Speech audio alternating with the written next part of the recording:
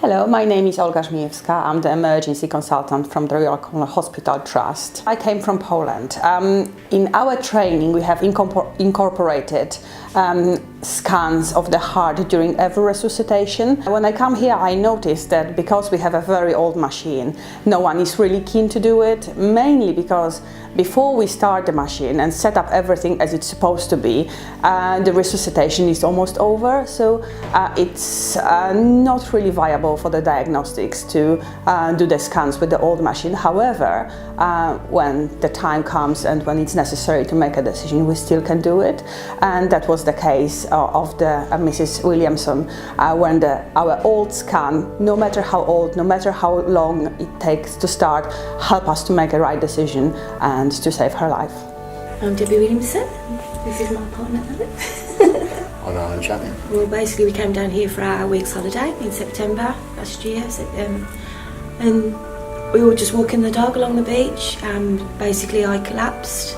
Apparently I said I had indigestion and pains across my arms, chest and down both sides of my arms, and I went really hot.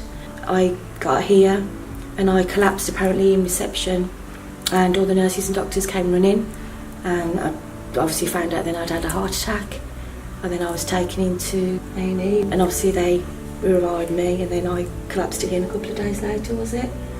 Where they had to use the electrical things to bring me back, and I was out of it for 5 days. They kept a day-to-day diary, which was really nice, what was happening to me in those 5 days, when they were looking after me, all the things I was going through, even though I don't know. And then obviously the doctor who contacted me to come here today, he told me that he'd worked on me and saved my life, and the machine they used was an old machine because that's the only one that found my heartbeat. Officially I was dead, but there was just that slight little murmur, and apparently this machine picked it up, and that's why they carried on for me. Otherwise I would not be here today if it wasn't for that machine. Well, after the Mrs. Williamson case, when we realized that yes, this machine can change someone's fate and save the life, but we have this old machine that was very complicated. Someone with on the beginning of their training find it very hard to use. It's really a long starting time, so people think that it's not really feasible to do the ultrasound. It makes no sense.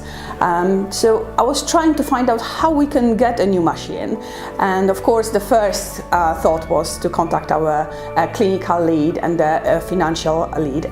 New machine is not really something we can get at the moment. Therefore my next thought was, well, maybe charity can help if we tell them the story that changed the patient's life, then maybe we'll get the finances to buy the new machine, and yeah, that's happened.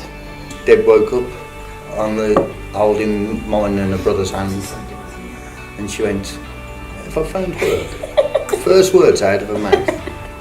And the fun began of just watching Deb blossom and come back to life. We can't sort of tip our hats far enough, and how humble we feel towards this hospital. Without this hospital, she would not be here. I would really like to thank the League of Friends and Beatrice herself for all the efforts she put into getting us a new machine. There was no discussion about the finances, and the fact that we asked for a really expensive tool. It makes a difference for the department, it makes a difference in our training, it makes a difference to our patients. So thanks to the League of Friends, we are able to enhance our care and make sure that our department is really in a modern age.